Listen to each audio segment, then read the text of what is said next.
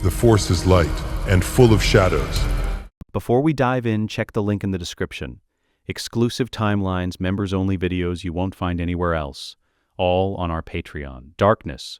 Not the comfortable darkness of sleep. Not the drifting painless dark between one breath and the next. The absolute darkness of a man who has not yet decided whether he is alive or not, and is already calculating which answer is more useful. Then, sound. A breath. Mechanical. Rhythmic. Each cycle divided into two precise components, the pull-in measured and pressurized, and the release filtered through durasteel and polymer. A heartbeat underneath it, half his, half the machine's. Perfectly synchronized, the machine does not ask if he is ready. The machine does not care. It breathes because Palpatine needs him breathing. A voice tears through the dark like a blade through foil. Lord Vader, can you hear me? He can hear everything. That is the first problem. Anakin Skywalker, 45 years old, dead on the floor of the Death Star 2's throne room, his son's face the last thing those eyes processed before the dark, opens his eyes inside a body he has not occupied in 23 years. The memories arrive all at once, not gently, not in sequence, all of it, simultaneously the way a pressure wave expands outward from a reactor detonation, everything at the same moment, with the same force, leaving no part of the mind untouched. 23 years of the suit, 23 years of filtered air and constant pain and the grinding, steady erosion of a man into a mechanism. The burning, Mustafar's lava still vivid across every nerve ending of a body that should not technically still remember it. The years of hunting. The Jedi. The worlds. The decades of standing slightly to the left of the greatest monster in the galaxy's recorded history and calling it service. And then, at the very end of the 23 years, in the space where the memory becomes recent, Luke, the Emperor's lightning tearing through the suit's primary systems, one by one, in sequence, the chest processor stuttering, his son's voice cutting through the sound of his own dying body, "Father, please," and the choice that took 45 years to make correctly, the weight of Palpatine lifting. The shaft, the sound the reactor made, Luke's face, full of love, lit orange by fire. The body he is inside is 22 years old. The suit is new. The pain from the integration, joints being remapped in real time, nerve clusters being rewired to prosthetic receptors, the chest processor settling against burns that are still raw and weeping, is extraordinary and fresh, and layered underneath it are 23 years of the memory of this exact pain, this exact configuration, this exact machine. The memory is, somehow, worse than the pain. He has approximately 3 seconds before the scream is no longer useful. He uses all three. What Palpatine hears is grief. Raw, animal, total. The sound of a man whose entire world has just been confirmed, destroyed. The sound of Anakin Skywalker's last recognizable form of hope being cauterized in the open air of a surgical bay on Coruscant, on a night when the galaxy does not yet understand what it has lost. The scream is not performed. He does not decide to scream the way a man decides to draw a weapon. It comes out of him because, hearing it said aloud, "She did not survive," hits him completely, as if for the first time, even though the old soldier underneath the grief notes, with cold and precise and terrible accuracy, that she has been dead since before the suit was sealed. He has been carrying this grief for 23 years. He knows the exact dimensions of the hole she left. He has lived inside that hole long enough to learn its geometry. It does not matter. Hearing it said aloud hits him again anyway. A second grief layered over the first, both of them real, both of them his, and he does not resist either one because the scream is the only correct response. The Emperor is listening. The Emperor is monitoring the force frequency of this room the way a sensor array monitors atmospheric pressure. Continuously, automatically, with instant response to any anomaly. He needs to feel a broken thing in this medical bay. He needs the grief to be real and total and all-consuming, and to have nothing underneath it. The scream is necessary. The veteran part of him registers, clinical and exact, even as the rest of him burns. Give him everything he expects to see. Give him the grief, let him feel the edges of what you are right now, and do not let him feel the floor. Palpatine's hand settles on his arm. The touch carries a force red, subtle, practiced. The probe of a man who has performed this same assessment on 100 broken things and knows precisely what he is looking for. Vader receives it through the suit's new and imperfect force sensitivity, like a transmission through a wall of static, degraded but legible. He reads what the master is reading, feels the Emperor's satisfaction as a specific and nauseating warmth, the way you can feel a fire's heat without seeing the flame. Palpatine believes the grief is all there is. He is pleased. He thinks I'm broken, Vader thinks. The thought is small and cold and sits directly beneath 23 years of grief like a stone at the bottom of deep water. He's built this suit as a cage. He has spent the last 12 hours engineering the destruction of everything that made Anakin Skywalker dangerous, and he believes it worked. He has never had an apprentice who already knows how the story ends. The Force trance is the first deliberate act. He has known the technique since he was 17. A Jedi Master, and he is still that underneath everything the suit represents, regardless of the color of the blade he last carried, can partially dissociate the mind from the body's pain signals, not eliminate them, not ignore them, redirect. The pain becomes information rather than experience. He files it. He continues. On the surface of his Force presence, visible to Palpatine's continuous low-level monitoring, legitimate devastation. The specific grief of a man whose wife has just died and whose body has just been permanently destroyed, and who is only now beginning to understand the full weight of everything that means. Underneath that, a staff meeting with himself. What I know. The list assembles with the efficiency of a man who has been building it in the back of his mind since the moment consciousness returned. The Death Star's fatal flaw, the exhaust port, the geometry, the specific arc of the thermal discharge that links it directly to the main reactor. He knows this the way he knows his own mechanical heartbeat, precisely, involuntarily, permanently. The rebellion's founding figures, Bail Organa, alive somewhere in this building tonight, already beginning to calculate what comes next. Ashoka, alive in hiding, unaware of what he has become. He knows she survived. He watched a different version of his own story long enough to know the shape of her survival. Leia is on Alderaan. Luke is on Tatooine. Both alive, both safe, both completely unaware that the man being fitted for a life support cage in this medical bay is the reason they were separated at birth. The Emperor will live for 23 more years if Vader does nothing. He knows this with precision because he has already lived it.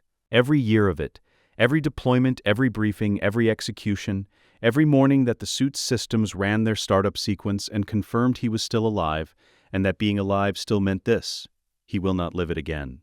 What I have, a body that is 22 years old, the Force potential of the Chosen One, in a frame that has not yet been damaged by 2 decades of suit-induced restriction, a mind carrying 23 years of intelligence that Palpatine does not know he has, the Emperor's tactics, contingencies, blind spots, and the one specific thing that ended him. And underneath the suit's dark attuning, underneath the grief the Emperor is reading and the rage he is already beginning to file beneath it, more of the Force than Palpatine has ever seen at full capacity, more than he has ever been allowed to see. What I need: time. A crystal, a place to work unobserved, and a reason to keep the staff meeting running instead of simply letting the grief have the room. He thinks of Luke's face, orange lit, full of love. He thinks, I died doing the right thing once. I intend to be more efficient about it this time. The medical droids complete the final integration sequence. The suit locks. It is not comfortable. It will never be comfortable. The pressure points are wrong. The sensory input through the prosthetic limbs is imprecise and filtered, like reading text through frosted transparent steel. And the Force is the worst of it. Reaching through the suit's dark-attuned materials is like trying to hear a specific voice in a city filled with static. The light is still there. He can feel it, or the memory of it, which may amount to the same thing. But it arrives through resistance, through a medium built to push back. He files this as a problem. He will solve it. He is the galaxy's greatest mechanic, and the suit is a machine, and machines can be modified. Palpatine stands before him. The Emperor's expression, visible through the helmet's optical array and the cold tactical tones of its readout, is warm, satisfied, the expression of a craftsman examining work that has come out exactly as intended. Vader looks at him. He does not see the master. He sees a problem he has already solved. A man who built a cage and forgot that the thing he put inside it learned engineering before it learned to walk. He sees the first faint shape of a plan, assembling itself in the cold, quiet part of his mind where grief cannot reach and rage has no authority, with the patience of someone who has already paid the price of failure in full and will not pay it again. He speaks. The suit's synthesized baritone is deep and mechanical and inhuman. The voice of a thing, not a man. The voice Palpatine designed. The voice the galaxy will learn to fear. He says, "What are your orders, master?" And underneath that compliance, in the part of him that is 45 years old and has already died once, and knows exactly what that cost, the old soldier begins his planning. The Jedi Knight dies on a Tuesday, or what passes for Tuesday in the Outer Rim, where the calendar is mostly a formality and the suns rise in patterns that have no interest in Republic Standard Time. He dies in a canyon on the third moon of Raxus Secundus in a duel that lasts 4 minutes and 12 seconds. He is not old. He is not weak. He is a knight who survived Order 66 through speed and luck, and the practical wisdom to run before pride could insist on standing. He has been living in a cave for 3 weeks. He has been meditating and rationing and hoping that the galaxy might somehow return to what it was. It will not. And neither will he. Vader does not linger. There is no satisfaction in the kill. Not the hot satisfaction the young version of himself craved, not even the cold professional satisfaction of a threat eliminated. The knight had a blue blade and a specific Form 3 guard that reminded Vader of Obi-Wan, slightly, in the wrist angle, and the recognition made everything precise and mechanical and fast. 4 minutes. A brief mission report transmitted to Coruscant. Target located, neutralized. Proceeding to rendezvous. The shuttle's navigation computer calculates 3 possible return vectors. The shortest runs directly through the mid-rim transit corridor. 8 hours, standard route, nothing flagged. Vader inputs a different heading. 3 systems off the corridor. 12 hours of travel. No stated reason. The comms officer flags it within 90 seconds.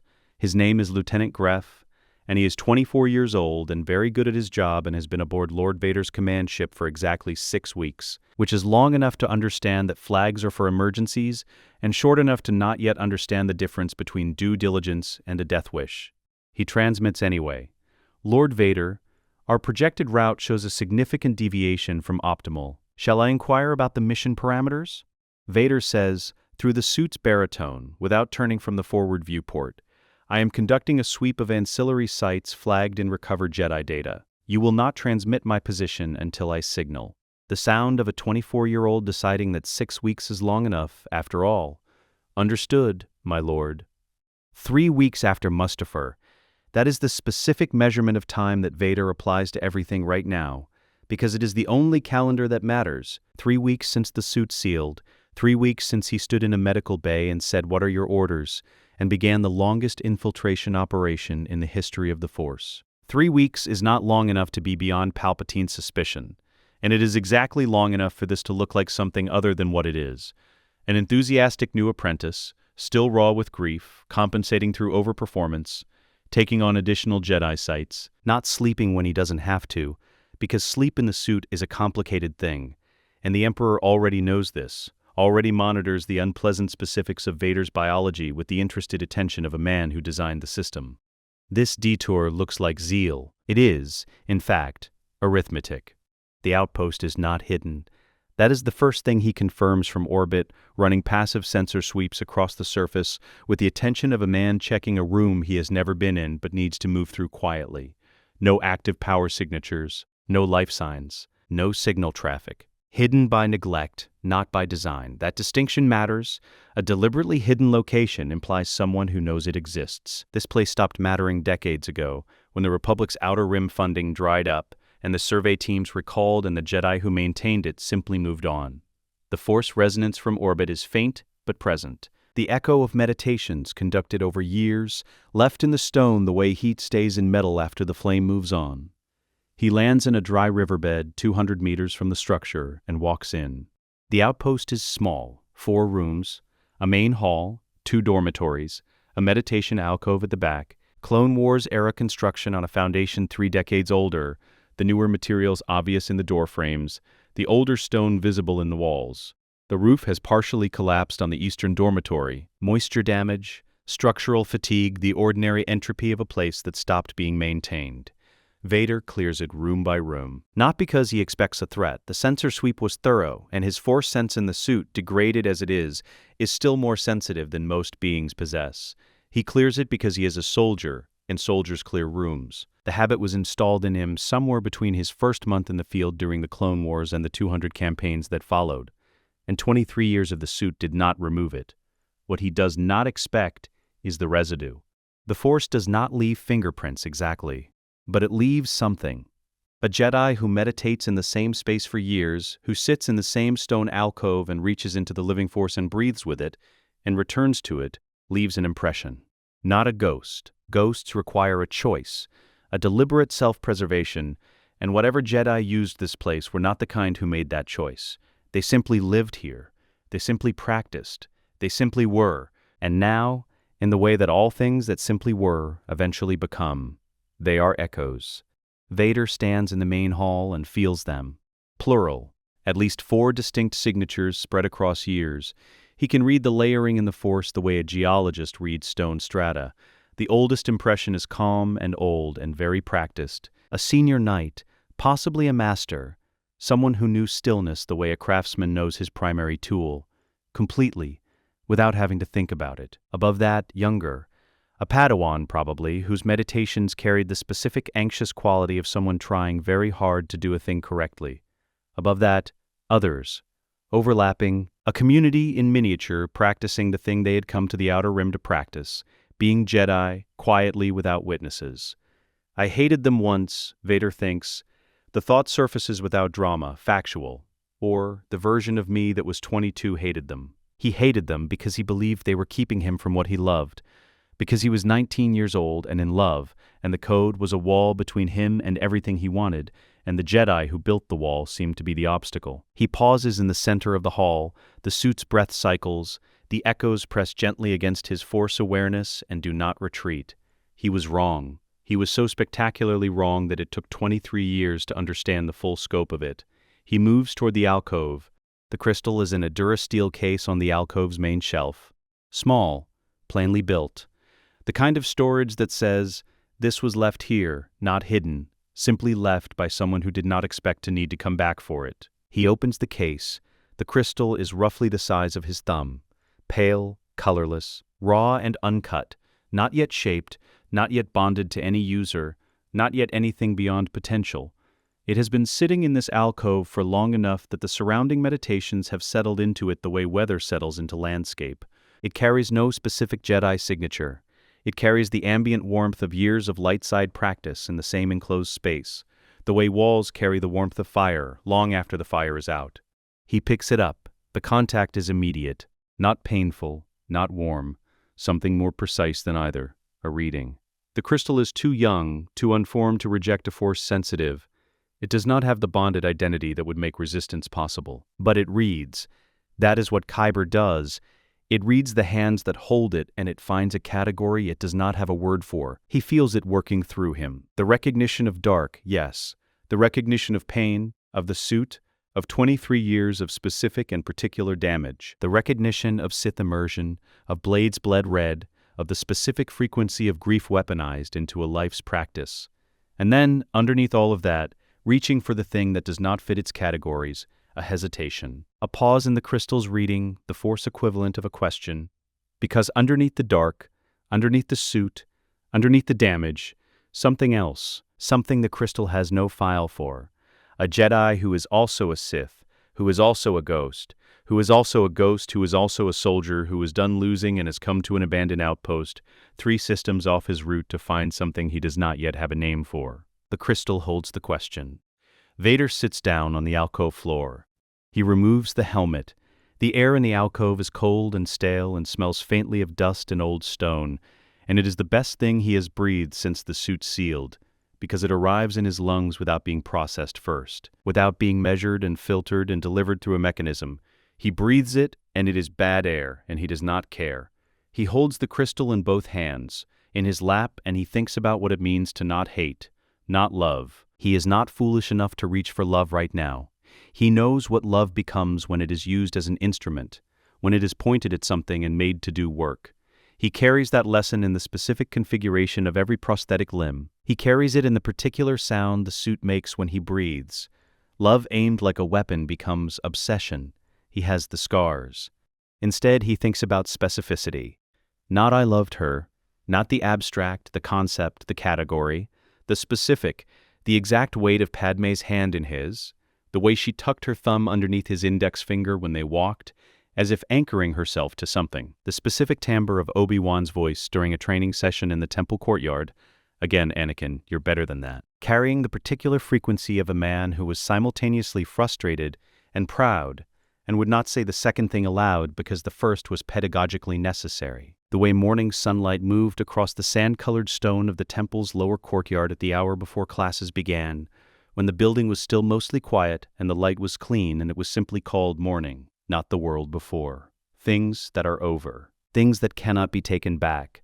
Things that the dark side cannot reach because they are only memory, and memory in this specific form, not grief, not longing, but clean and detailed recollection has no emotional signature for Palpatine's monitoring to catch. The crystal hums.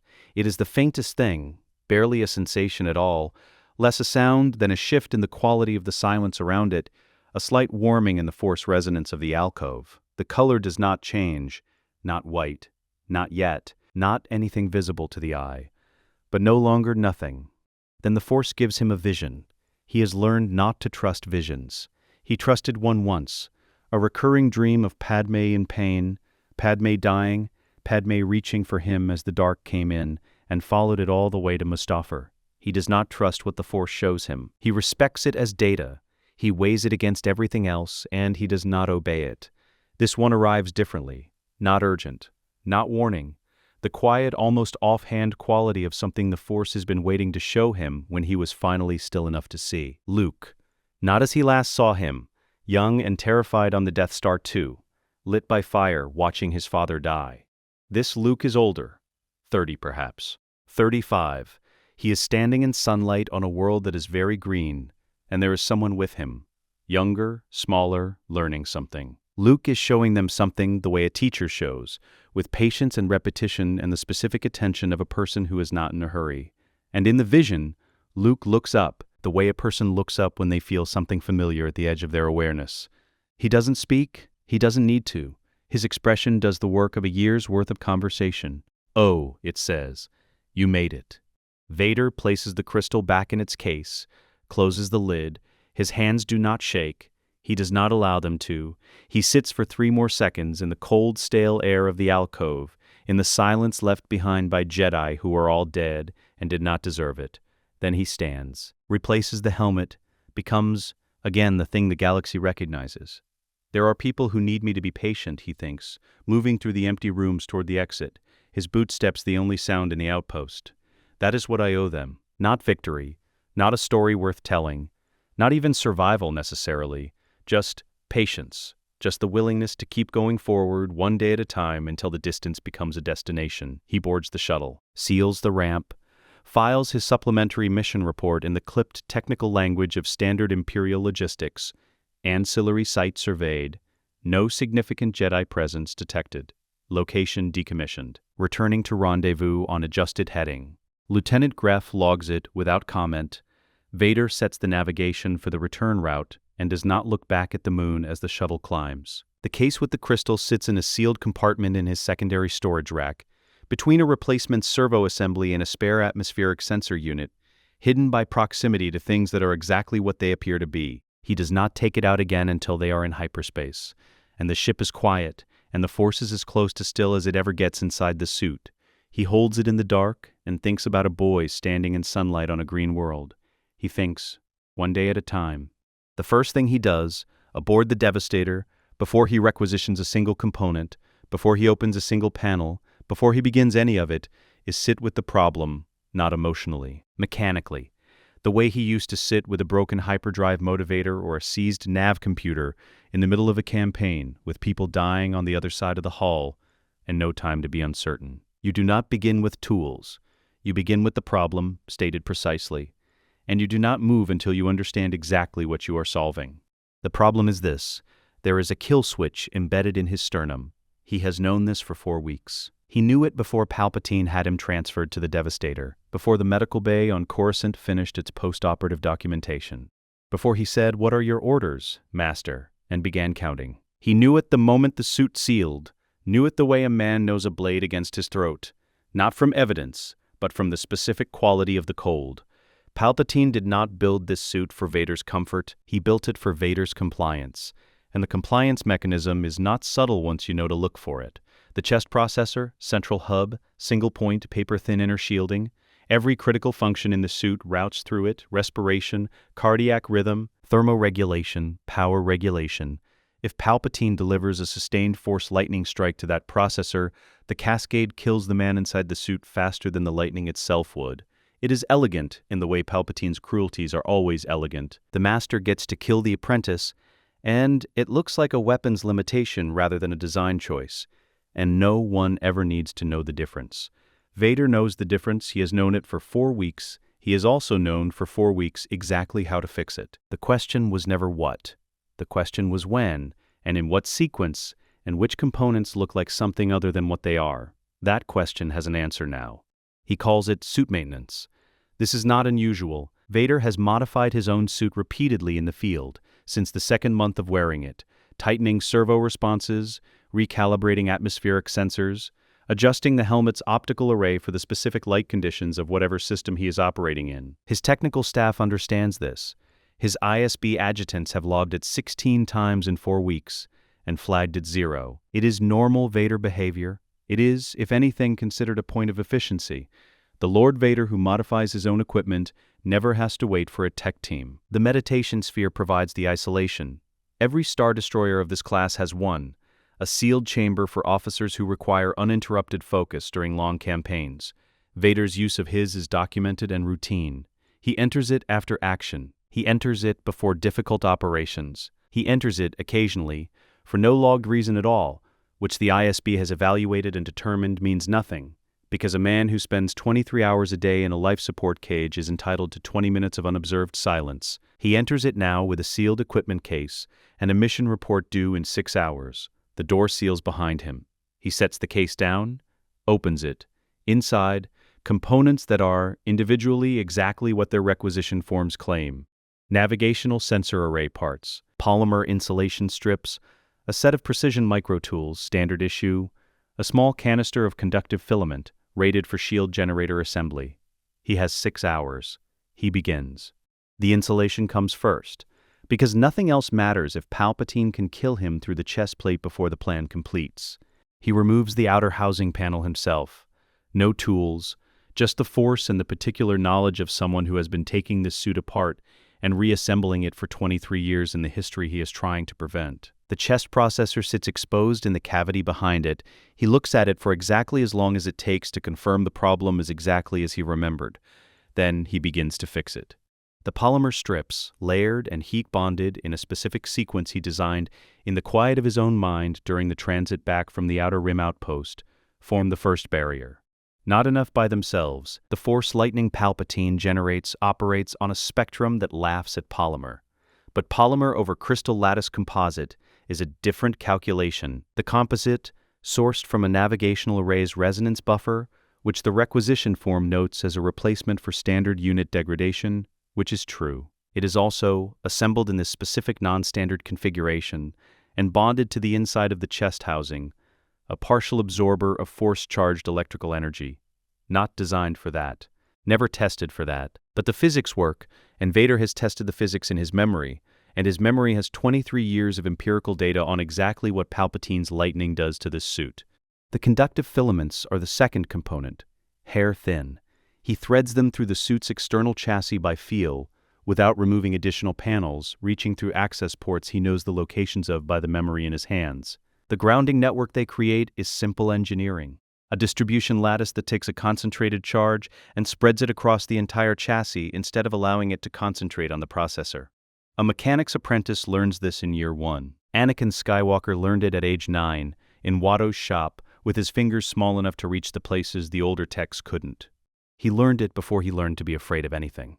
The third component is the hardest, small kyber fragments, 2 of them each barely larger than a grain of coarse sand, sourced from the crystal case with precise force extraction so that the main stone is undisturbed, embedded in the inner housing behind the processor. Their force resonance is too faint to register on a standard sensor sweep, too faint for Palpatine to feel through the ambient dark side noise of the suit itself. But in aggregate, with the polymer and the filaments, they create a passive deflection effect, the crystal's light side attunement gently redirecting force-charged energy away from the processor's most vulnerable contacts. It is not armor. It is not a guarantee. It is 1 sustained lightning strike, maybe 2. He replaces the housing panel, runs a diagnostic, every system nominal, no anomalous readings. He files the maintenance log, chest assembly recalibrated, sensor housing cleaned, no replacement components required, and sits for 30 seconds with the case in his lap. He has not resolved the problem. He has given himself a fighting chance against it. That is all engineering ever does. You do not solve death, you make it less efficient, and then you use the time you've bought to solve something else. He closes the case. He opens a different one. The red saber takes 4 hours. He times it without intending to. Somewhere between the second and third hour, he notices himself noting the time with the detached curiosity of a man recording a statistic. And he finishes the construction and the timer reads 4 hours and 11 minutes, and he files it and moves on. He has built hundreds of lightsabers. He built his first at 14, under Obi-Wan's supervision, in a temple workshop that smelled of ozone and heated metal. He rebuilt it after Geonosis. He built a second for specific combat purposes during the Clone Wars. A third after Mustafar in circumstances he does not revisit. He understands the craft at a molecular level. The red saber is technically perfect, standard Imperial specification, within the tolerances Palpatine's engineers would recognize as legitimate. The crystal, taken from a Jedi he tracked 3 weeks ago, before the Outer Rim detour, sits in the housing and holds its focus and produces a blade that is by every measurable standard what it needs to be. He ignites it once, studies it, deactivates it. Red, he thinks. Right. That's what monsters carry. He clips it to his belt. The crystal resists him slightly. Not violently, not the way a bonded crystal resists a hostile hand, but with the low-level unease of an object that knows the difference between being earned and being taken. He knows this feeling. He has felt it on every blade he has constructed since Mustafar. He feeds it a brief, genuine spike of cold fury. The fury is real, properly sourced from the part of him that is 45 years old and has been wearing this suit for 4 weeks and is not done being angry about it. And the resistance quiets. The crystal accepts the offering. It doesn't particularly care where the fury comes from. Good enough. He puts it away and does not think about it again. The white saber takes 3 weeks. Not because he lacks the technical skill, not because the design is complicated, because he refuses to rush it, and it needs to be right, and he knows what right means for a weapon that needs to be invisible. He designs the hilt differently from everything he has ever built. He designs it to disappear. 22 centimeters, the shortest functional hilt he has ever worked with. Small enough that it sits in the thigh assembly compartment without producing a silhouette against the suit's chassis profile. The emitter recessed. The activator stud flush with the housing, requiring a 2-stage grip sequence he invents specifically for this weapon, a sequence that his prosthetic hands have been recalibrated to execute without visual confirmation. The power cell wired to produce 0 draw in standby, no electronic signature when dormant, no thermal bloom, no detectable variation in the suit's power consumption when it is sitting in his leg.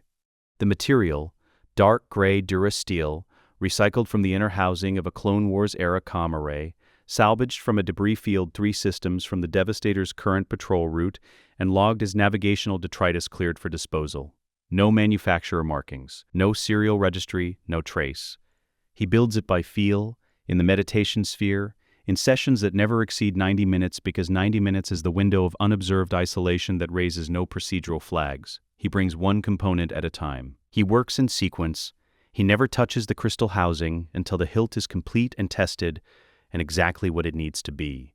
The prosthetic hands are the difficulty he did not fully anticipate. They have pressure feedback, adequate for most applications. They do not have temperature sensing.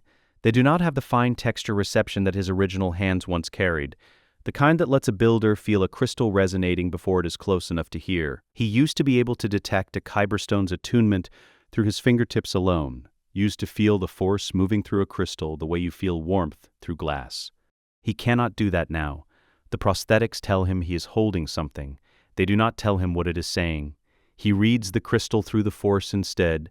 Every session, he removes it from its case, holds it in both hands, stills the suit's noise the best he can, the constant dark side static of the materials, the machine hum of the processors, the emotional interference of 23 years of Sith immersion, and reaches for what is underneath. It is like listening for a specific conversation in a room full of machinery.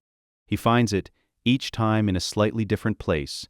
Each session the crystal is fractionally different. He holds it and he thinks about specificity, about the particular and the remembered and the clean, and each time the crystal responds the way it did in the outpost alcove, with a faint warming, a marginal shift in frequency, nothing dramatic, nothing Palpatine's monitoring could catch.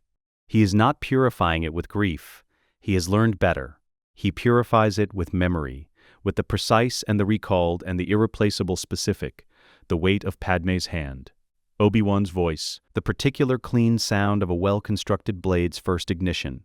He gives the crystal the things the dark side cannot touch because they are already past, already over, already fixed in amber, belonging to a time that nothing Palpatine does can reach. The emotional camouflage comes from the other direction. He conducts every purification session in the 48 hours following a legitimate act of dark side work, a Jedi hunt, a disciplinary action aboard the Devastator, a sparring demonstration for officers that he allows to become more instructive than necessary. The residual dark side signature in his Force presence lingers for 2 days after a genuine act of darkness.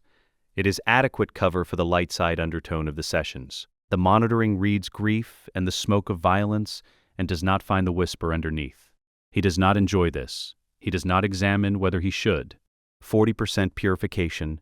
He knows the number with the same certainty he knows the insulation specifications, not because he can measure it, but because he can feel the difference between where the crystal started and where it is now. And the distance between them has a texture, and that texture has changed. The crystal is pale in its case.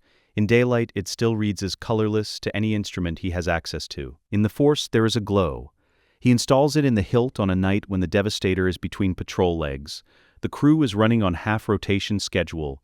The corridor outside his quarters registers no foot traffic. The meditation sphere registers nominal. He has 45 minutes before the next standard check-in.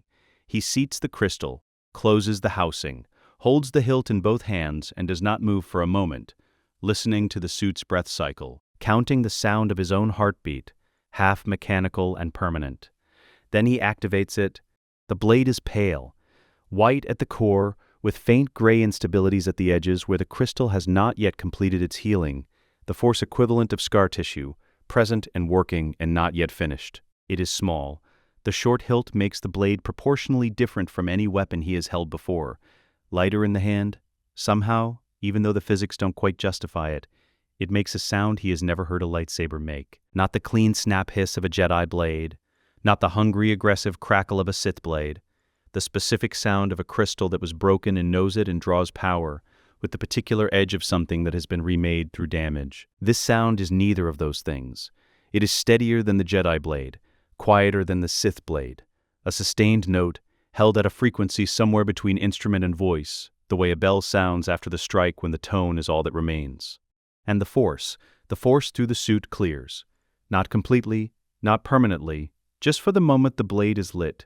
The crystal's purified resonance interacts with the dark attuned materials of the suit and cuts through the static the way sunlight cuts through cloud cover. He does not hear the Force the way he once did, not the full clear channel of a Jedi in their prime. But he hears more than he has heard since Mustafar. He hears enough. He holds the blade and stands in his quarters in the quiet of the Devastator between patrol legs, and for approximately 60 seconds he allows himself to simply be the person holding it. Then he deactivates it. The Force static returns. The suit closes back around him. The sound of the blade lingers in the metal walls for a moment, and then is gone. He looks at the hilt in his hand. Dark gray, unmarked, the size of a fist, the least impressive weapon he has ever built, and the only one he has ever built for this precise purpose, not to kill an enemy, to remember that he has a reason not to become one. He seals the thigh compartment, runs a diagnostic, no power signature detected. It's not ready yet, he thinks. He does not finish the thought aloud. The second half of it requires no words. Neither am I. He has work to do. 3 days before he arrives at Nur, he reads the files. All of them, cover to cover, every psychological evaluation, every ISB assessment, every disciplinary notation and mission report and behavioral flag. He reads them the way a surgeon reads imaging before an operation, not for the story they tell, but for the specific information that determines where to cut and where not to. What the files tell him: 17 Inquisitors, in various stages of conversion. 9 of them former Jedi Knights or senior Padawans who survived Order 66 through speed or proximity to the Outer Rim or simple luck, and were captured within 8 weeks of Vader's deployment. 6 of them former Temple initiates. younger, whose training was interrupted before knighthood, and who were therefore broken along fault lines that were easier to find in press. 2 of them he cannot fully categorize. The profiles are thin, the pre-capture histories deliberately vague, suggesting either Palpatine's personal influence in their selection or something the ISB chose not to document. Those 2 go on a separate list. What the files tell him that the files do not know they are telling him: 5 of the 17 report directly to Palpatine, not through the standard ISB chain, directly. Their mission debrief formatting has a second encoded layer that routes to a channel with no listed administrator. He found it on the second day of reading, in the pattern of what information was logged and what was not, the specific shape of the absence. 5 Inquisitors who are not here to become Vader's weapons. They are here to watch Vader's hands. Those 5 go on the first list. He closes the files, sets them aside. The ship drops out of hyperspace above Nur. He goes to work. The facility is not finished. This matters tactically. A completed Fortress Inquisitorius, fully staffed and surveilled, would constrain him differently. What he walks into is a construction site in the final stages of becoming something permanent. Corridors sealed, the training chambers operational, the upper levels still carrying the smell of recent fabrication, and the acoustic instability of spaces that have not yet been occupied long enough to absorb sound. The surveillance network is partial. The ISB embedment is still organizing its reporting structure. He has a window measured in months before this place becomes the machine it is designed to be. He has already calculated exactly what he needs to accomplish inside that window. The Inquisitors assemble in the primary training chamber for his arrival. He has reviewed what Palpatine told them to expect: their new commanding officer, the Emperor's primary enforcer, Darth Vader. He knows the image they have built from that briefing. He knows the fear that image carries, and he knows that fear properly managed is the most useful tool he has in this room. He does not speak for the first 40 seconds. He stands at the chamber entrance and looks at them, one by one, with the slow and absolute attention of someone taking inventory. And he lets the silence do the work that an introduction would undercut. 17 beings in black uniforms, red blades at their belts, some of them meeting his optical array directly, and some of them failing to, and all of them doing the calculation that everyone does when they are standing in front of him. How fast, and is there a direction that is safe? There is no direction that is safe. He knows this. He needs them to know it at a cellular level before he says a single word. When he speaks, he gives them nothing they expected. He says, "Tell me what you were, not what you are, what you were." Before he watches it land, watches the ones who flinch at the question, and the ones who go flat, and the ones who answer too quickly, performing a confidence they are calculating on the fly. He watches all of it, and he files all of it, and he lets the session run for 2 hours, cycling through basic combat drills that are not about skill assessment. He already knows their skill levels from the files, but about behavioral data, how they move under instruction, where their eyes go when they are uncertain, who they look at when he challenges them. He leaves with 17 updated profiles and a refined version of both lists. The first to die is the most dangerous of the 5, an Inquisitor whose file Vader marked in his private assessment as the most immediate threat, a former Jedi Knight who had, in the months since his conversion, shifted from frightened compliance to something that looked disturbingly like genuine conviction. He has started making the Sith doctrine his own. That particular transformation in a man who reports directly to Palpatine is the most dangerous combination Vader can manage.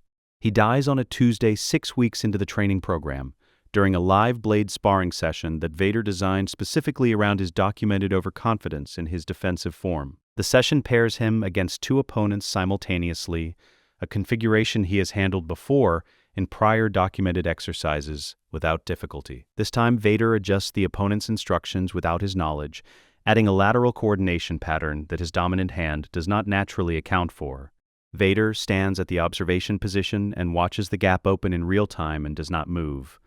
You would have reported me, he thinks, watching. Within the week, probably. You would have logged a variance in my suit's power draw and cross-referenced it with the workshop requisitions, and the number would not have added up, and you would have transmitted that directly to Palpatine because that is what you were placed here to do. I cannot start over. I'm sorry, he is not certain the apology is genuine. He is not certain it matters. He files the report, training incident, Pattern 7 lateral engagement, loss of spatial orientation under dual pressure, fatality consistent with risk parameters of live blade protocol, standard language. The ISB acknowledges it within 4 hours. No follow-up questions. The second takes 9 weeks. The third and fourth, 11 weeks apart. The fifth at the 4-month mark. Each one, a genuine weakness exploited by a scenario designed to find it. Each one, a report that reads like standard casualty documentation because it is standard casualty documentation, technically, in every particular that can be verified. Each one, a brief internal apology that he cannot fully source and does not examine too closely because the examination is not useful and the operation does not have room for the kind of honesty that slows things down. What he knows, these 5 would have reported him. What he knows, he cannot afford to be reported. What he does not permit himself, the comfort of believing the math is clean. The math is not clean. It is necessary. Those are different things, and he has been confusing them for long enough to know the difference by the specific way the confusion sits. The remaining 12 are a different problem, not an obstacle, a resource waiting to be correctly allocated. He approaches them the way he once approached a damaged hyperdrive during a campaign, not with the tools you want, but with the tools you have, and the specific patience of someone who knows that the repair will take longer than the urgency seems to allow, and that rushing it makes it worse. He does not use force compulsion the way a blunt instrument is used. He uses it the way weather is used, which is to say, he does not use it at all in any direct sense. He arranges conditions. He applies persistent low-level pressure in the emotional climate of their force presence, a sustained nudge in a specific direction, gentle enough that it reads as their own developing certainty rather than external suggestion. Over months, he plants doubt about Palpatine's judgment at the specific moments when Palpatine's instructions have produced outcomes that any professional soldier could recognize as suboptimal. He does not frame this doubt as disloyalty, he frames it as competence. We followed the directive precisely. The directive was imprecise. These are the losses that resulted. Note this, he says it in the flat tone of after-action analysis, and the meaning beneath the words settles into them like moisture settling into stone. Slow, invisible, and permanent. He makes himself the concrete presence, and Palpatine the abstract one. He is here. He is the one who gives feedback that is specific and usable. He is the one who notices when an Inquisitor's technique has improved and notes it aloud once without elaboration, in a way that cannot be mistaken for praise, but lands in the body the way precision always lands. Palpatine is a voice on a transmission, issuing directives that arrive preformed and leave no room for the person receiving them. Vader is the officer in the room, and to each of them individually, in the specific gaps between sessions when a soldier's guard is lowest, during equipment maintenance, during the long transits between assignments, during the particular exhaustion that follows real combat, he lets them feel through the Force that there is a purpose larger than the one they have been given. Not spelled out, not promised, just present the way a light source is present before you locate its origin. What you have been told you are is not what you are. Not a statement, a weather pattern, persistent, patient, building. He does not rush it. He has months before this facility's surveillance net closes around him completely, and the work that cannot be done quickly is the only work worth doing. The Grand Inquisitor is the exception to every approach. He is the most psychologically intact of them all, which makes him the most dangerous and the least susceptible to the indirect methods. He was a Jedi Temple Guard, a position requiring not just Force sensitivity, but the specific discipline of someone who has chosen to stand between sacred space and the world, who has made a vocation out of watchfulness. The breaking process left him damaged but not hollowed. He still thinks. He still assesses. He has, in fact, assessed Vader. Vader can feel it, the specific quality of attention that a capable opponent brings to a study, and arrived at a provisional conclusion that reads, through the Force, as, not what he appears, don't know yet what that means. Vader does not try to turn the Grand Inquisitor, not yet. He cannot afford a failed attempt on the one Inquisitor whose psychological integrity makes him the most capable of recognizing that an attempt was made. Instead, he watches. He is good at watching. He has 23 years of practice watching someone more powerful than himself and learning the specific shape of their attention and the specific location of their blind spots. The Grand Inquisitor has won. He does not believe anyone is watching him. The holocron retrieval mission takes them to the frontier edge of the Outer Rim, a dead system, 2 planets, a debris field that was once a 3rd planet, a Jedi outpost built into the rock face of the surviving moon's largest crater. The target, a Jedi holocron left behind in the evacuation, flagged and recovered temple records. The assignment, retrieval, elimination of any Jedi presence, Return within standard mission parameters. Vader assigns the Grand Inquisitor as primary. He assigns himself as secondary support, documented in the mission brief as a training observation role. He does not mention that he has been tracking the Grand Inquisitor's position for the entire operation through the Force, at a range that the Grand Inquisitor would not consider possible for anyone to maintain continuously, without it reading as surveillance. The Jedi Master waiting in the outpost is not in the recovered temple records. He is old. He has been hiding here for 4 months. His form is a pure and unhurried Soresu, built from decades of practice, the specific variant of that form that a long-tenured Jedi Master develops when they have had time to strip away everything except what is structurally necessary. It is, against a single opponent who relies primarily on aggressive technique, almost impenetrable. The Grand Inquisitor encounters it and knows within 90 seconds that he is losing. Vader can feel the realization ripple through his Force presence, the cold, controlled acknowledgement of a competent person who is not prone to panic, but who has correctly assessed that the available options are narrowing. Vader is already moving before the Grand Inquisitor decides to retreat. He crosses the distance in time that should not be possible for a man in this suit at this level of terrain. He enters the outpost chamber from the secondary access point, and the Jedi Master has time to register a second presence and begin to turn, and Vader's blade completes the arc before the turn completes. It is fast, clean. He does not feel it. He feels the Grand Inquisitor's Force presence behind him, recalibrating. The Grand Inquisitor says, "You knew." The flat statement of a man who is correctly interpreting evidence and does not yet know what to do with the conclusion. Vader does not turn around immediately. He looks at the Jedi Master on the floor of the outpost, at the blade the man no longer has reason to hold, at the holocron case on the shelf behind the meditation platform. He catalogs all of it in approximately 2 seconds. Then he turns. He says, "I always know. That is the difference between a survivor and a monument." The Grand Inquisitor looks at him. There are things moving in that look. Calculation, the specific discomfort of a debt registering before the terms are stated, and underneath both of those, quiet and deep, and probably unfamiliar by now, the sensation of having been watched by someone with genuine power who watched in order to protect, rather than to expose. He does not know what to call that. Vader can feel him not knowing. Good, Vader thinks. You don't need to call it anything yet. You just need to remember that it happened. The Grand Inquisitor does not report the exchange to Palpatine. Vader verifies this through the ISB routing channels he has learned to read in the weeks since the ship's deployment. The debrief is standard. Mission successful. Holocron recovered. No complications noted. He files the omission with the same care he files everything. It is not trust. It is a debt installed in a specific person at a specific cost for a purpose that person does not yet understand. The Grand Inquisitor owes him a life, his own, and does not know yet what he is expected to pay with it. Vader will tell him when the time comes. He is very good at patience now. He has been practicing it for months. In a meditation sphere with a crystal that is slowly becoming something it was not before, the work continues. 1 year after Order 66, Ahsoka Tano is a mechanic named Ashla, and she is very good at it. The settlement on Thebeska's outer ring is the kind of place that has existed in the mid-rim for centuries without requiring anything from the galaxy except to be left alone. 1,400 beings, 3 landing platforms, 2 of them operational, a market that runs 6 days out of 7 and doesn't ask where things came from. The mechanic shop at the settlement's eastern edge handles atmospheric processors, speeder repulsor lifts, the occasional agricultural droid that has outlived its warranty by a decade and is still the only one its owner can afford.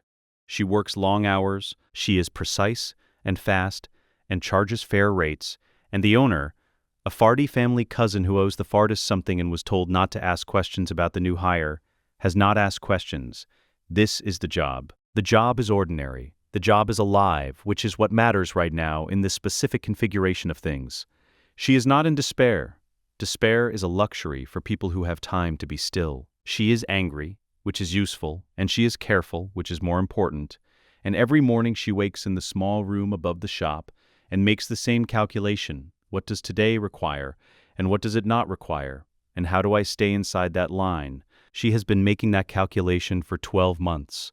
Today, at the 23rd hour of the local cycle, with her hands inside the motivator assembly of a water extractor that has been misfiring for a week, the force shifts. She feels it the way she has always felt large things approaching, not as a sound or a sight, but as a change in the quality of the air around her, the specific atmospheric pressure of something massive moving through space with intention. Force presences cast their shadows ahead of them. She has felt this phenomenon described as a warning. She has always experienced it more precisely as information, not danger but fact, arriving early so you have time to decide what to do with it. This one is a storm front. Dark, vast. The specific combination of enormous force potential and long immersion in the wrong side of it that produces a signature she would recognize across a system, in a crowd, in the dark. She knows that signature.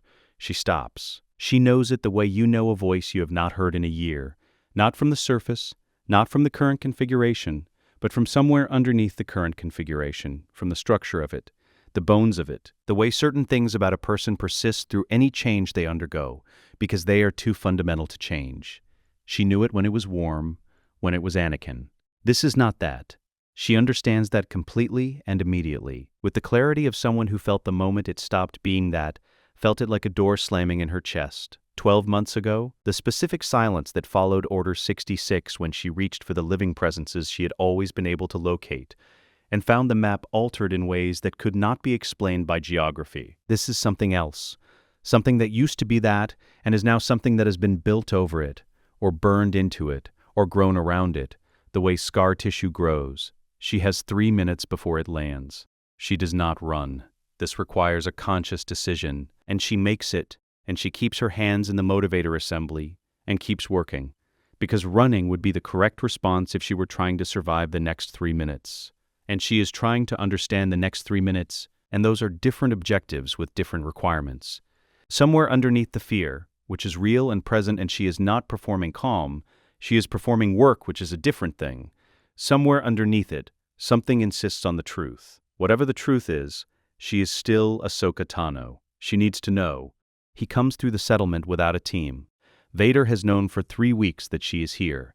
He has known it the way a tracker knows a location, not from a single piece of evidence, but from the accumulation of small consistencies in a specific region of space, the force signature of her meditation style present in the ambient background of 3 different systems. Before he narrowed the radius, the particular quality of suppression she uses to keep herself invisible identifiable by the very thoroughness of its application. He knows her suppressions.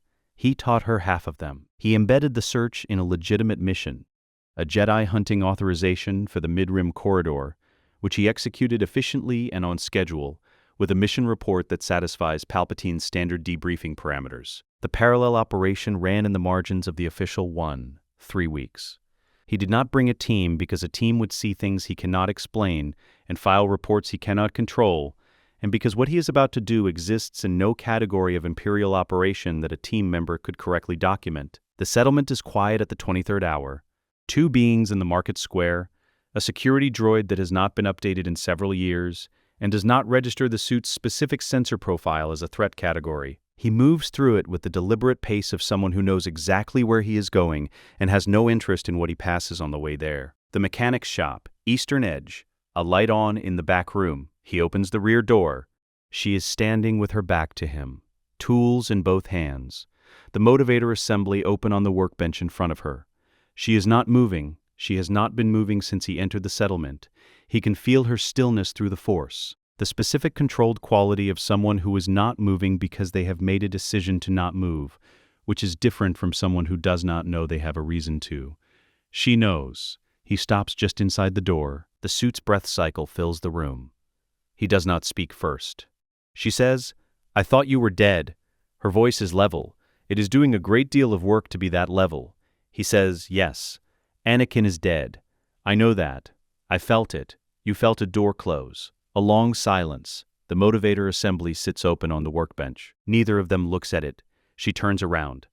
What she finds is the suit, the black chassis, the helmet, the optical array that returns no expression because it was not designed to carry expression. The breath, mechanical and rhythmic, that has no equivalent in the sound of any living person she has ever stood next to.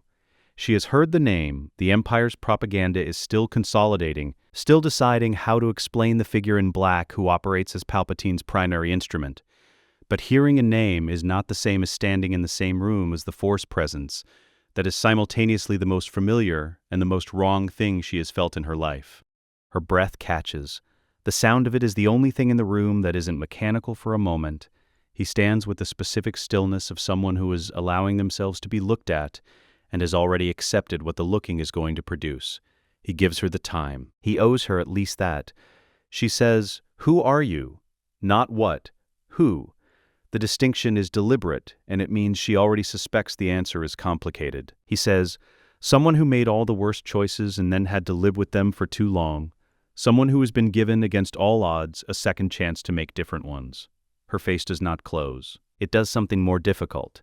It stays open, and the openness costs her something, and she pays it anyway the way she has always paid costs she didn't choose. That doesn't answer the question.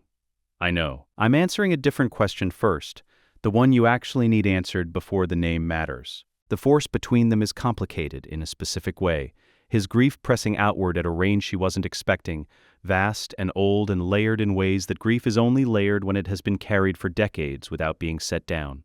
She can feel the weight of it. She was not prepared for the weight of it. She says, "Show me something true then." He reaches into the thigh assembly.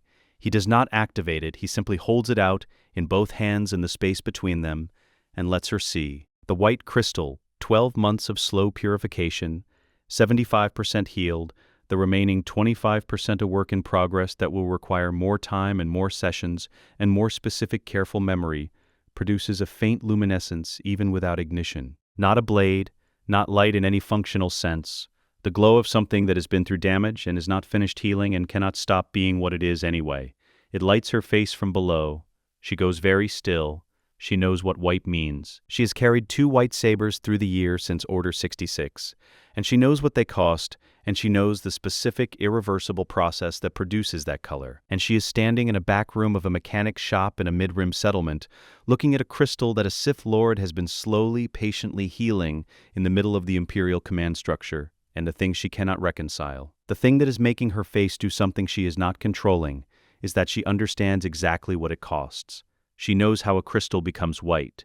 She knows it cannot be faked. A Sith Lord surrounded by dark side energy, embedded in an Imperial command structure, hunting Jedi for 12 months, cannot do this, cannot produce this. Not without something fundamental having changed in the interior architecture of who they are, the same way a crystal changes, from the inside, slowly, under the right conditions.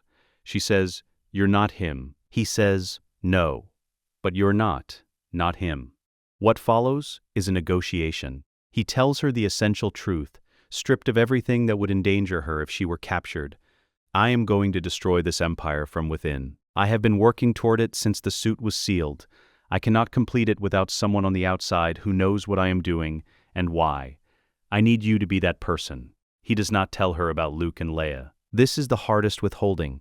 She would understand probably the strategic logic, but Palpatine's capacity for reading a dead person's mind is not hypothetical, and the children's safety is not a thing he will risk for the sake of a more complete disclosure. He tells her enough. Not everything. The line is clear and he does not apologize for drawing it. She listens. She does not interrupt. When he finishes, she is quiet for a moment. Then she says, "I have 3 conditions. Tell me. You stop hunting Jedi." Her voice is flat. Not a request. "I know what you've done. I'm not asking you to explain it or justify it. I'm not asking you to undo it. I am asking you to stop." Agreed. If I find a Force-sensitive child, anywhere, any species, any circumstance, you don't report it. Agreed. The 3rd condition takes a moment to arrive, and when it does, her voice carries something underneath the flatness, something she has been carrying for 12 months and has not had anyone to say it to until now. If you fall, if whatever this is, whatever you're doing, whatever you've become, if it fails and you go back to what you were, you tell me first. Before you do whatever comes next, you tell me so I can do what needs to be done. The room holds this. He does not answer immediately. The suit breathes. Outside, the settlement is quiet. He looks at the crystal in his hands, at the pale light it produces, at the 75% of it that is healed, and the 25% that still carries the scar of what it was, and he thinks about what she is asking, which is not a small thing, and he thinks about what he knows about himself, which includes the specific knowledge of exactly how far he has already fallen once, and how little warning there was. He says, "Agreed, though you should know, I've already died once, doing the right thing. I intend to be more efficient about it this time." She blinks. Something in her face shifts. Not a smile, not quite, but the specific rearrangement of a person who was not expecting to be surprised by the thing in front of her, and has been surprised anyway. That almost sounds like a joke. I remember how to make jokes. A beat. I had a good teacher. He can feel her through the Force. The complicated, layered thing she is, the anger and the grief and the 12 months of careful survival, and underneath all of that, something that has been present since she turned around and saw the crystal and understood what it meant. Something that is not forgiveness. She does not forgive easily. She understands easily. And these are genuinely different things. But is recognition. The complicated kind. The kind that carries grief and terror and something that comes through regardless of both.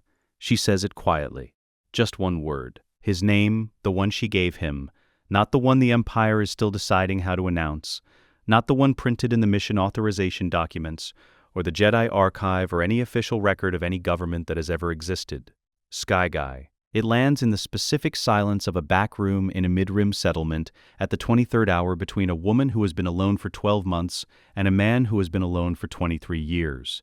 And it is recognition, complicated and grieving and frightened, and entirely present, like light through a door that has been opened only far enough to confirm the light exists.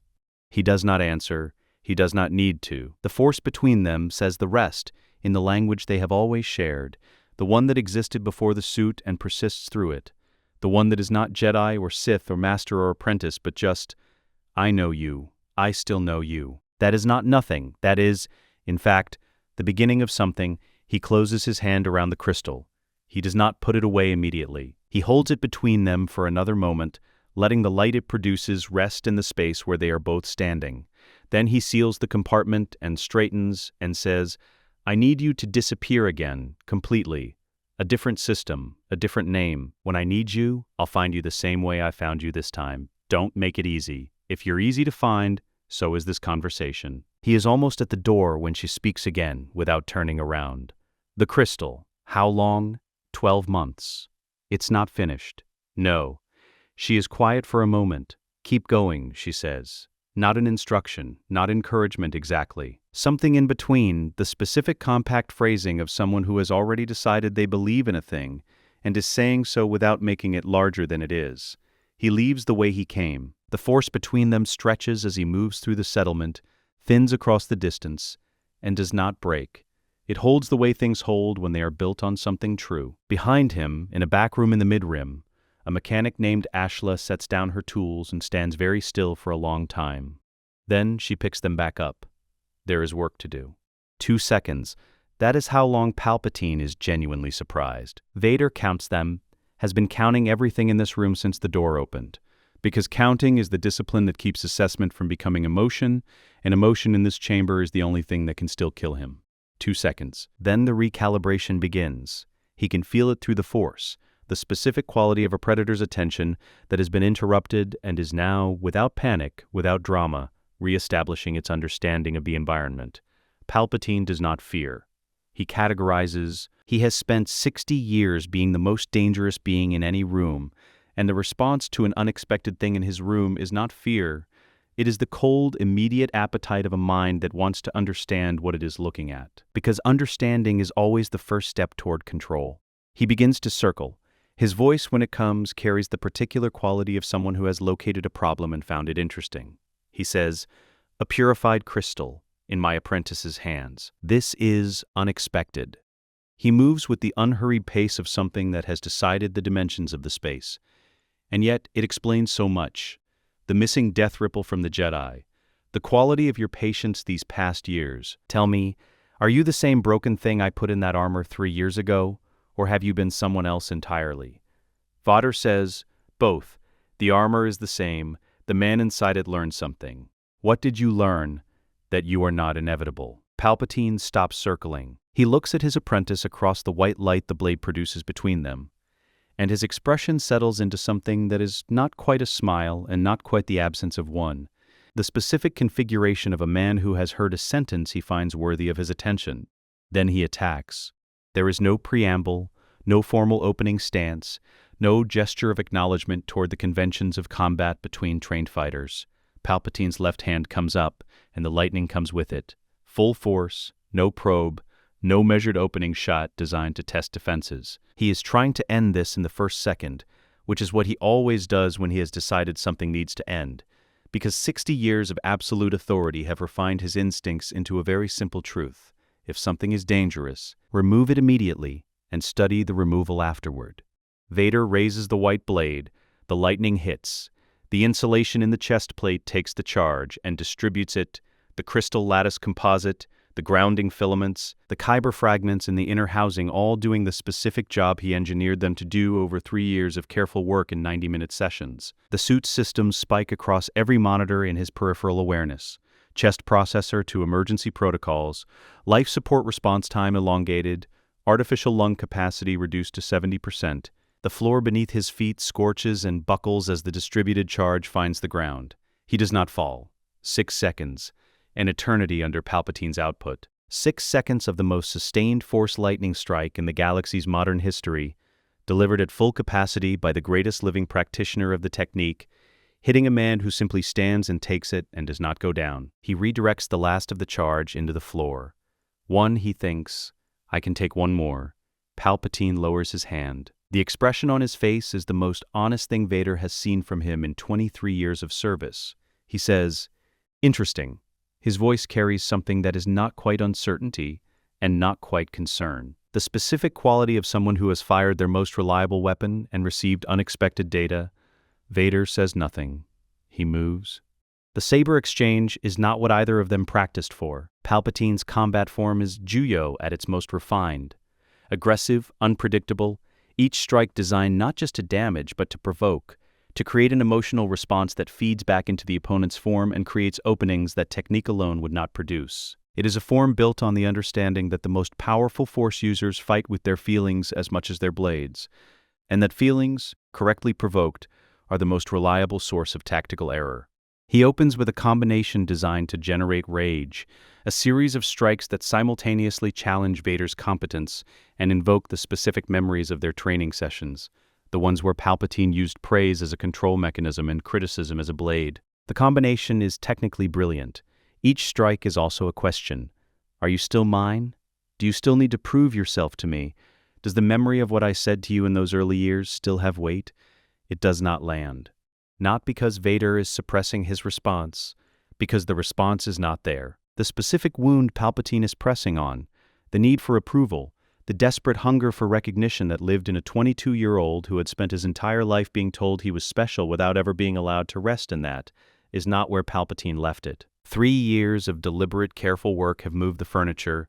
The room he is searching for no longer has those contents. Vader parries, redirects, absorbs, gives nothing back in return. He is not fighting to win. He has a destination, and the fighting is what lies between here and there, and he moves through it with the specific patience of someone who has accepted that the distance cannot be skipped and is walking it anyway at exactly the pace the terrain requires. Palpatine escalates. The strikes come faster, more complex, form 7 combinations that require genuine skill to address, and Vader addresses them with genuine skill, because he trained under the greatest swordmasters in galactic history and then spent 23 years killing the people who came after them. His technique is not elegant. The suit prevents elegance. What it is, efficient. No wasted motion. Every parry taking the minimum energy needed for the block. Every redirect creating the maximum positional advantage for the next beat. Palpatine is fighting a man. Vader is solving a geometry problem. Then Vader lets him land one. It is a deliberate choice, executed in the window of opportunity he has been watching for across 2 minutes of exchange. Palpatine's blade scores across his left shoulder assembly. The secondary sensor cluster, acceptable loss, damage he already assessed as within operational tolerance when he identified the opening. It costs him left side peripheral data for the remainder of the fight. In the same motion, rotating with the hit rather than away from it, he brings the white saber up. The geometry it enters is specific.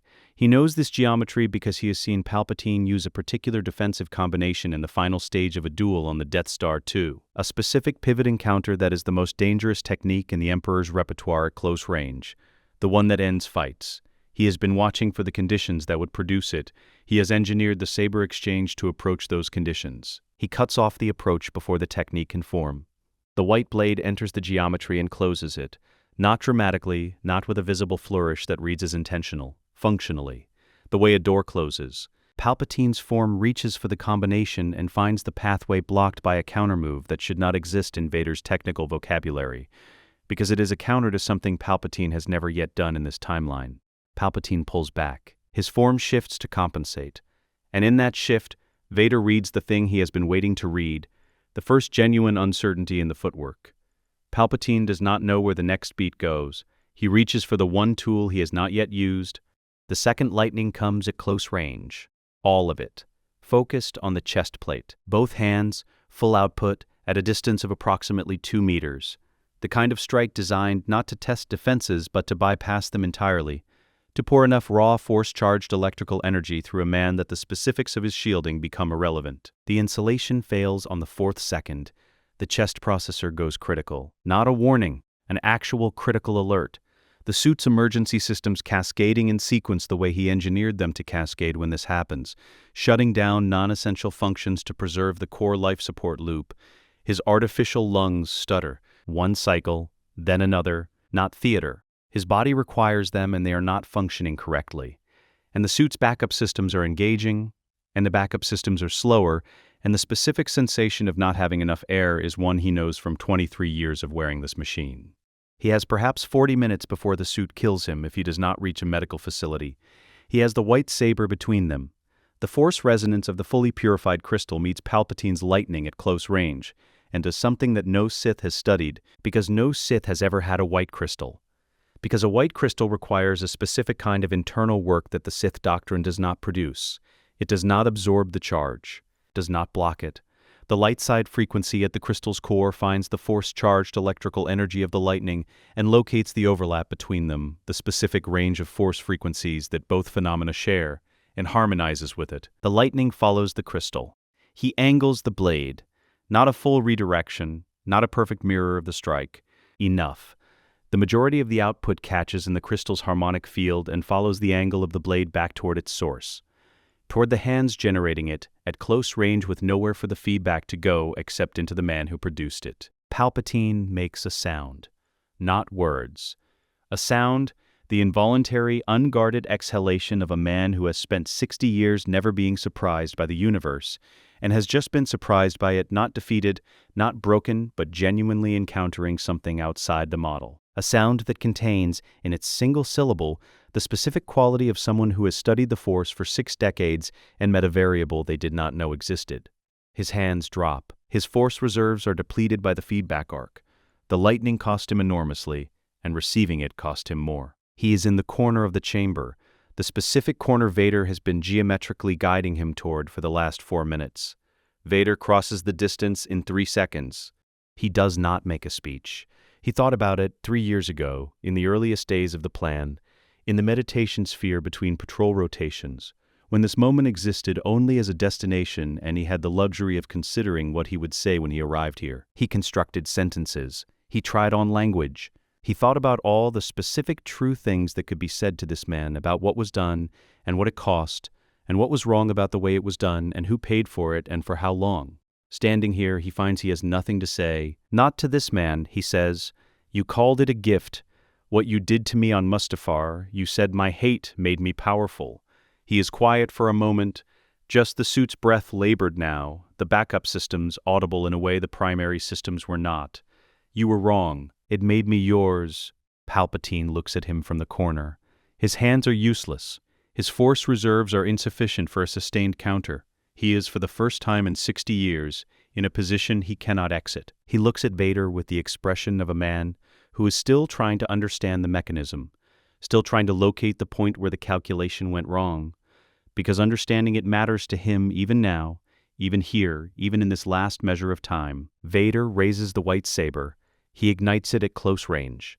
The light, at this distance, is total. Every shadow in Palpatine's meditation chamber, every cultivated dark corner, every shadow he has maintained for decades as an extension of himself, every deliberate configuration of dimness that he constructed to make this room feel like the inside of his own power, is gone. The white blade at this range produces light that does not negotiate with the dark.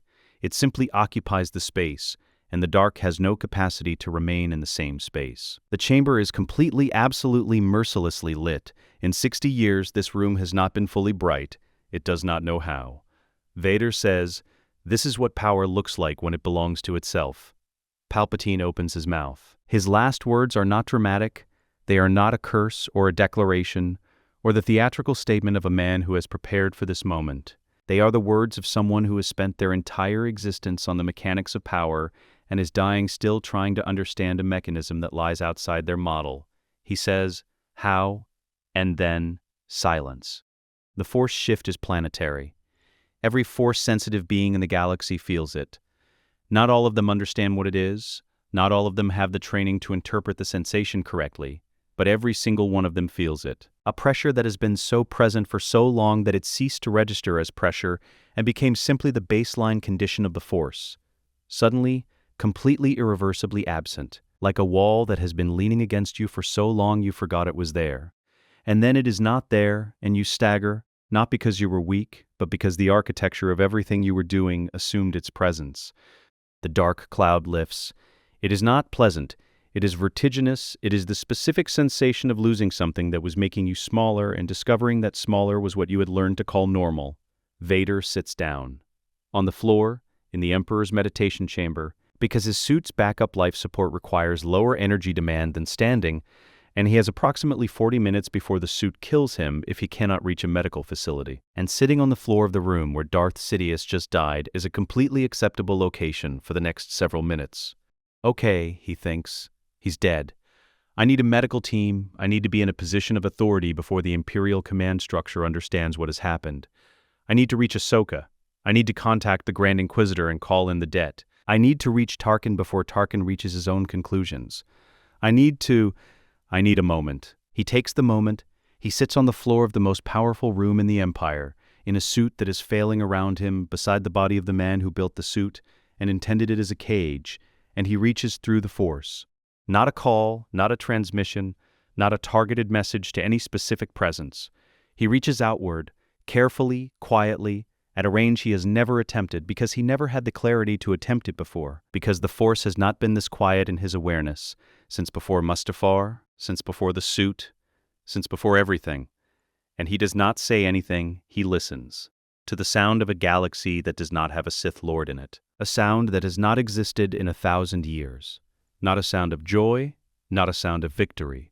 Those require the emotional investment in the outcome, and he has spent 3 years burning that investment down to its essentials. Just the specific quality of a force that is not under pressure, the living force, the galaxy's billions of ordinary presences, the animals and plants and people who will never know what just changed but will feel it in the way their days unspool from this moment forward. In the specific quality of a universe that has been released from something. It sounds, he thinks, like the crystal when he first ignited it. A quiet note. A single sustained tone. Like something beginning, he opens his eyes. The room is very bright. The white blade still hums in his hand, patient and steady. The sound of a thing that was made over a long time and carries the length of its making and the quality of its note. He looks at it for a moment. Then he pushes himself to his feet, slowly, carefully, the suit's backup systems complaining in ways the primary systems never would, and he walks to the chamber door and opens it. And the corridor beyond is empty, and the Empire is already a different thing than it was 3 minutes ago, even though it does not know it yet. He has 40 minutes. He begins. He gets up off the floor. The backup life support gives him 40 minutes before the suit kills him. He has been on the floor for approximately 4 of them. That leaves 36. It is enough to make the calls that cannot wait, and then find a medical team, in that order. Because the calls are the thing that determines whether Palpatine's death produces a transition or a catastrophe, and a catastrophe will kill more people in its first hour than the suit will kill in its last. He makes the calls. Tarkin's response comes in 4 seconds. Vader does not use a standard communications channel. He uses the Imperial Emergency Authority frequency, the one reserved for heads of state and direct military command, the one that bypasses standard routing and arrives on whatever device Tarkin is holding, regardless of what else it is doing. It arrives at Tarkin 3 minutes and 40 seconds after Palpatine stopped breathing. He states it plainly, "The Emperor is dead. I am assuming emergency command authority under the Imperial Military Code, which grants direct command to the ranking field officer, upon the death or incapacitation of the Supreme Chancellor. You will maintain your current operational posture pending further orders. The 4 seconds of silence that follow are Tarkin running the calculation, not whether Vader is telling the truth, but whether accepting this position of established fact is preferable to the alternative, which is a power vacuum in which a dozen admirals and Moffs simultaneously reach for the same lever, and the result is not a government but a war. Tarkin knows imperial politics with the specificity of someone who has been inside them for 20 years. He knows what a power vacuum produces. He knows who wins them and who doesn't, and he knows that his own position in that calculus is better served by order than by chaos. He says, "Understood, Lord Vader. I will want a verification procedure for the Emperor's condition." Vader says, "He is in his private meditation chamber. The chamber is sealed. The verification procedure is, come see for yourself or take my word for it. I would recommend the latter." Then, of course, Lord Vader, standing by for further orders. He closes the channel. Tarkin is already thinking 3 moves ahead. This is fine. Tarkin thinking 3 moves ahead has never been a problem Vader cannot manage. The Grand Inquisitor receives the second call. 3 years ago, in a canyon on a frontier world, Vader saved his life and told him nothing about why. Planted a debt in a specific person at a specific cost and filed it under, use when the time comes. He says, "You have a choice. You can report this to whatever remains of the Emperor's surveillance network and spend the next several months navigating an imperial civil war. Or you can help me ensure that the transition produces a functioning galactic order instead of 10 years of warlordism. I need the Inquisitorius standing down from all active Jedi hunting operations, effective immediately. I need your word on that." A long silence. The kind that has actual weight, not hesitation, but genuine deliberation. A person taking seriously the decision in front of them. And in return, when the new order is established, the Inquisitorius is dissolved. You and your people are offered a choice: return to the Republic's successor government as free individuals, or continue to serve in whatever capacity you choose. No one will be prosecuted for what was done under the Emperor's mandate. A pause. Including what was done to us? Before we became this? He knows what the question is really asking, not whether the policy covers it, whether someone has acknowledged it, whether the specific harm of what was done, the capture, the breaking, the remaking of people who were once Jedi into instruments of the thing that destroyed the Jedi, has been named by someone with the authority to name it. He says, including that. Someone should acknowledge what was done to you. I'm doing that now. What happened to you was wrong. I was part of a system that made it happen. That is on me as much as on anyone. Another silence. Longer this time. Then, operations stand down. Consider it done. He closes the channel, checks the suit's life support counter. 19 minutes. He goes to find the medical team. The address to the Senate happens 4 days later. 4 days of logistics, of medical repair, of a suit that functions again at primary levels, of Tarkin cooperating with the specific cooperative compliance of a man who has assessed the situation and determined that cooperation is currently his best strategic position. 4 days of Moffs receiving orders and following them, because the orders come through the correct channels with the correct authority codes, and because the alternative is not being issued by anyone more compelling. The Senate chamber is as he has seen it before. The floating platforms, the central podium, the specific acoustics of a space designed to carry authority outward in all directions simultaneously, every seat occupied. Senators who served under the Republic and then the Empire, and some of them under both and some of them under neither, because their systems joined the Separatists and then returned when the Separatists lost, and then adapted to the Empire and have been adapting to whoever held authority for long enough that adaptation has become the primary skill. They are terrified. He stands at the podium in the full suit. There was a debate in the hours before this moment about whether to remove the helmet to show the face underneath, the burned and scarred face of the man who used to be a boy from Tatooine. He considered it. He decided against it, not because he is ashamed of what is underneath, because showing a burned face would make this moment about sympathy, and sympathy is the wrong foundation for what the galaxy needs to build on. He begins. 26 years ago, a slave woman on Tatooine gave birth to a boy. The boy was strong in the Force, and he became a Jedi. The Jedi were not perfect, but they were, in the main, what they claimed to be, guardians. The boy grew up and was given a choice between power and love, and he chose power, believing they were the same thing. They are not. That choice cost the galaxy years. It cost you the Republic. It cost your freedom, your security, and for many of you, people you loved. He pauses. The chamber is completely still. I am that boy. I am what he became, and I am responsible for what was done in the name of order and strength. I am telling you this not to ask for forgiveness. I am not asking for forgiveness, but because the first act of whatever comes next must be honesty. This empire was built on a lie. The lie that strength without conscience is order. It is not. It is only a larger violence.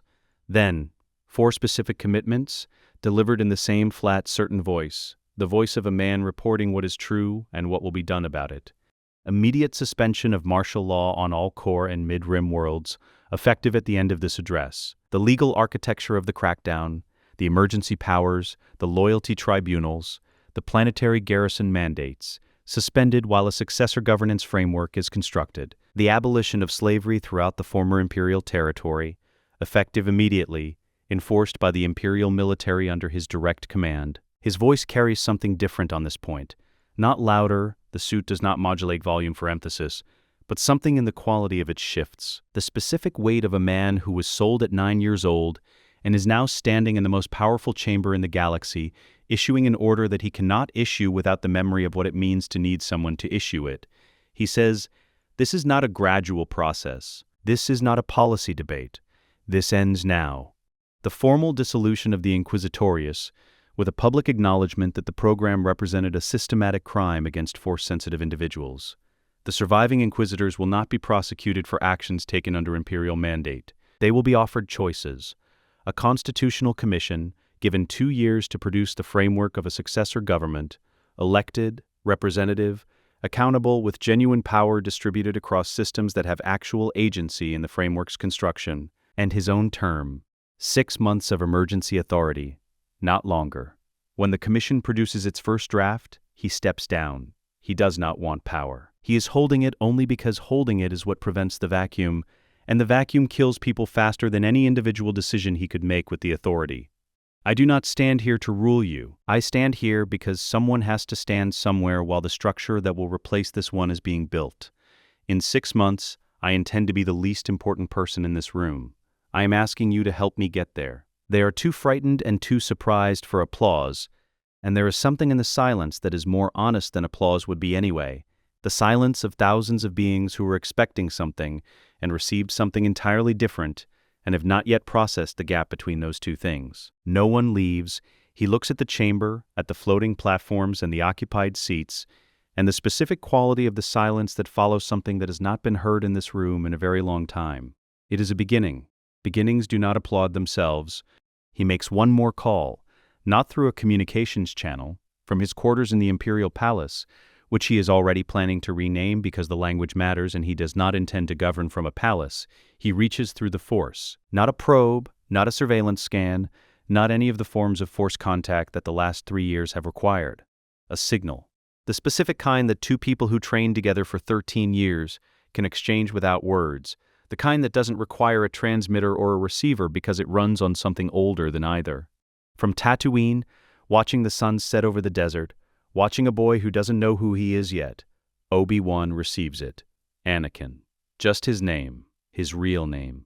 Quiet. 20 years of separation and grief and guilt, and the specific self-imposed exile of a man who has been standing watch over a promise he cannot deliver. All of it present in the single word, and underneath all of it, something that might be the beginning of a breath the man has been holding for 20 years. He says, "I need you to not be dead." A pause.